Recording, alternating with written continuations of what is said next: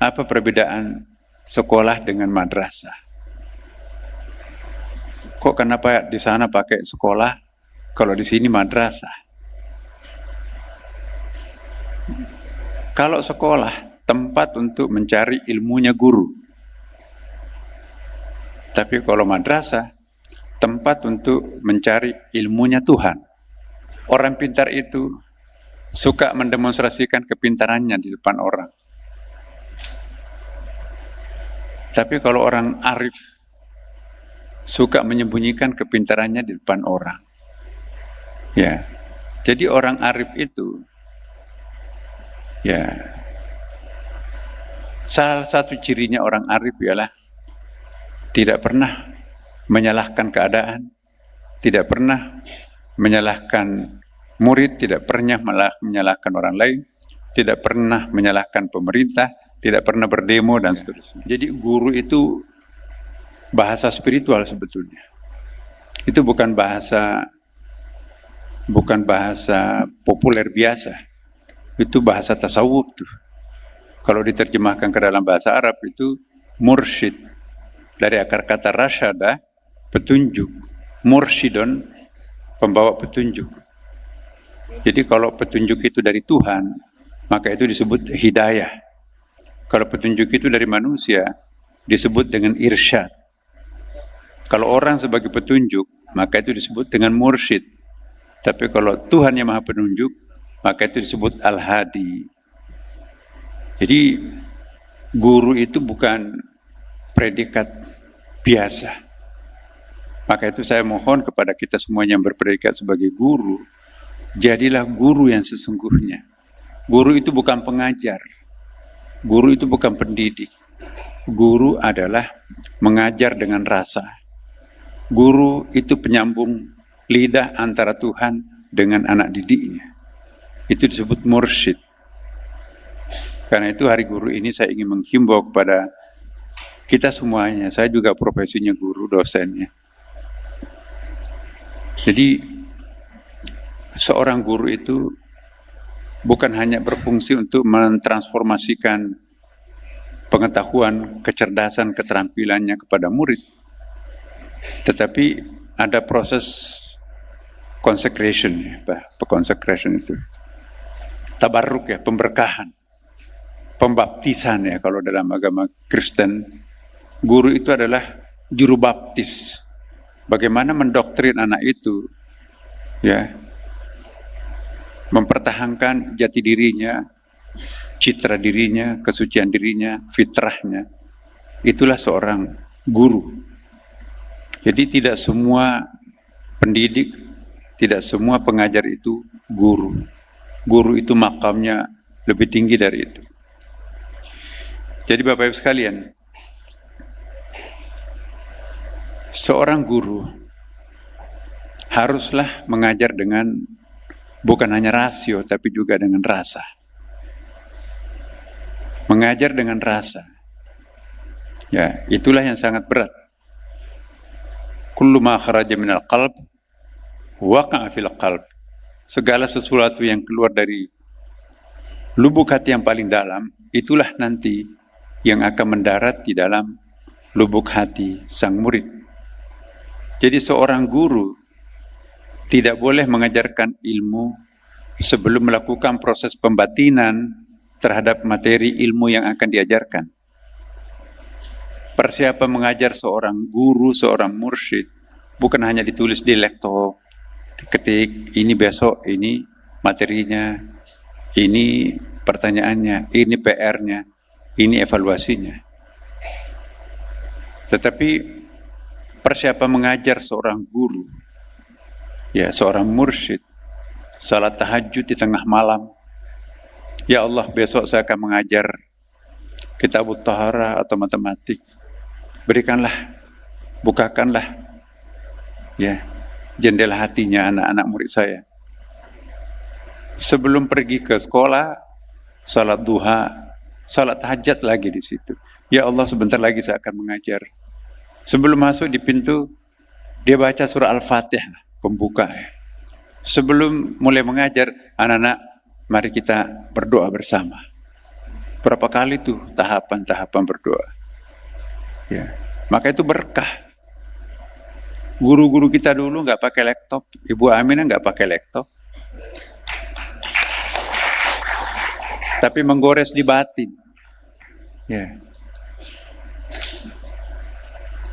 Nah, inilah saya ingin mengingatkan kepada para guru bahwa kesuksesan para guru tidak diukur dapat penghargaan seperti tadi.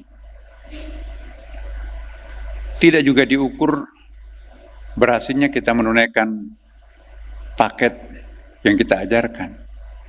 Tapi seorang guru ukurannya adalah seberapa besar kita mampu mentransformasikan kearifan itu kepada anak-anak didik kita. Nah, inilah tugas seorang guru, apalagi guru madrasah. Ya, saya sering membahasa populerkan apa perbedaan sekolah dengan madrasah. Kok kenapa di sana pakai sekolah, kalau di sini madrasah? Kalau sekolah, tempat untuk mencari ilmunya guru. Tapi kalau madrasah, tempat untuk mencari ilmunya Tuhan. Cara memperoleh ilmunya guru, hafal, ya buka laptop, dibantu oleh Google dan seterusnya. Udah Pak, sudah selesai. Cum laude tuh.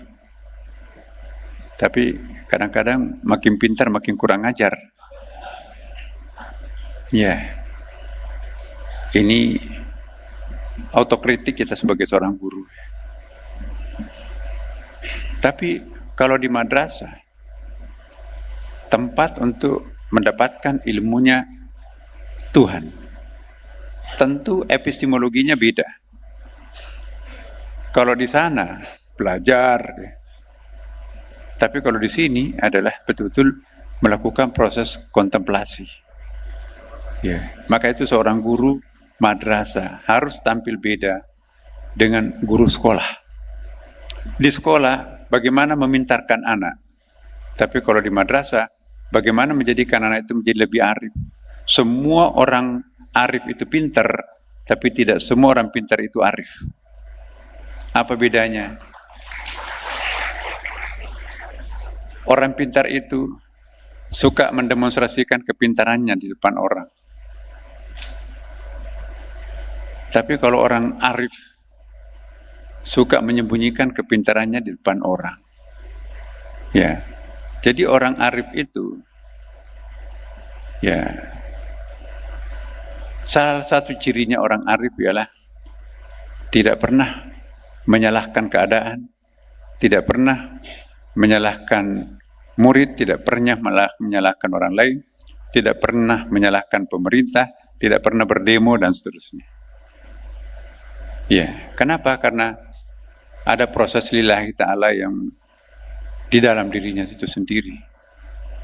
Nah, inilah sedikit saya ingin memberikan pengertian baru apa yang dimaksud dengan sekolah, apa yang dimaksud madrasah, apa yang dimaksud guru. Ya, jadi guru itu lawannya adalah murid, ya kan? Murid itu bukan anak sekolahan. Murid dalam bahasa Arab itu bahasa tasawuf itu tingkat tinggi. Ya, arada yuridu, orang yang bersungguh-sungguh. Ya, orang yang bersungguh-sungguh mencari ilmunya Allah itu murid. Jadi murid itu bukan mencari ilmunya guru, menemukan ilmu Tuhan melalui guru. Maka itu representase Tuhan, representase Nabi adalah guru itu sendiri. Maka itu al-mursyid amam al-murid kan Nabi amam as-sahabah. Ya kan? Guru di depan para muridnya bagaikan Nabi di depan para sahabatnya. Jadi Bapak Ibu guru di sini adalah warathatul anbiya. Al-ulama warathatul anbiya. Kalianlah semuanya para guru adalah ahli waris spiritualnya nabi. Berat itu predikat ustadz itu, guru itu. Karena itu mari kita mencoba mengevaluasi, mengeritik diri sendiri. Apakah kami sudah betul-betul sebagai guru? Ya. Coba lihat di dalam Ihya Ulumuddin. Syurutul murid, ya, wa syurutus syekh. Ada 6 syurutul murid, tapi ada 12 syurutus syekh, syurutul muallim. Jadi syarat menjadi murid berat itu. Tapi lebih berat lagi syaratnya menjadi guru. Ya, 12 persyaratan untuk menjadi guru dan 6 syaratnya untuk menjadi murid. Berarti 2 kali lipat harus kita temukan diri kita lebih daripada murid itu sendiri. Nah, ini kalau kita mau menirukan guru di masa lampau.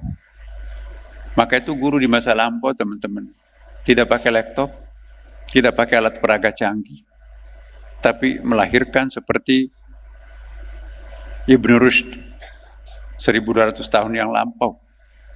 Di pagi hari dia dokter spesialis, ahli bedah, Kitabut Tib 20 jilid. Di siang hari dia seorang filosof, menulis syarah Plato dan Aristoteles, menulis satu buku yang mengkritik gurunya, ya, Tahafutul Falasifah, kerancuan para pengkritik filsafat, mengkritik bukunya Imam Al-Ghazali, Tahafutul Falasifah, dia menulis Tahafutul Tahafut. Tidak mungkin bisa mengkritik, mensyarah seorang Plato, rivalnya adalah Aristoteles, kalau dia nggak membaca buku itu. Di sore hari dia seorang qadhi, hakim agama. Dia menulis Bidayatul Mujtahid 2 jilid. Saya tidak pernah membaca perbandingan mazhab Abu Hanifah, Malik, Syafi'i, Ahmad bin Hambal, dan Syiah. Itulah 2 jilid Bidayatul Mujtahid.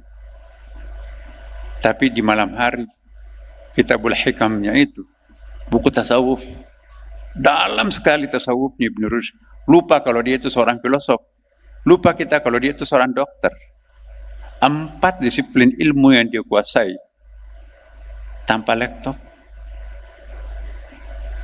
Siapa gurunya? Guru mereka itu adalah impersonal teachers. Alangkah miskinnya seorang murid, dan bukanlah murid yang sejati kalau gurunya hanya orang. Ada yang disebut dengan impersonal teachers. Coba kita lihat Al-Quran tuh. Ini kok jadinya ceramah ini?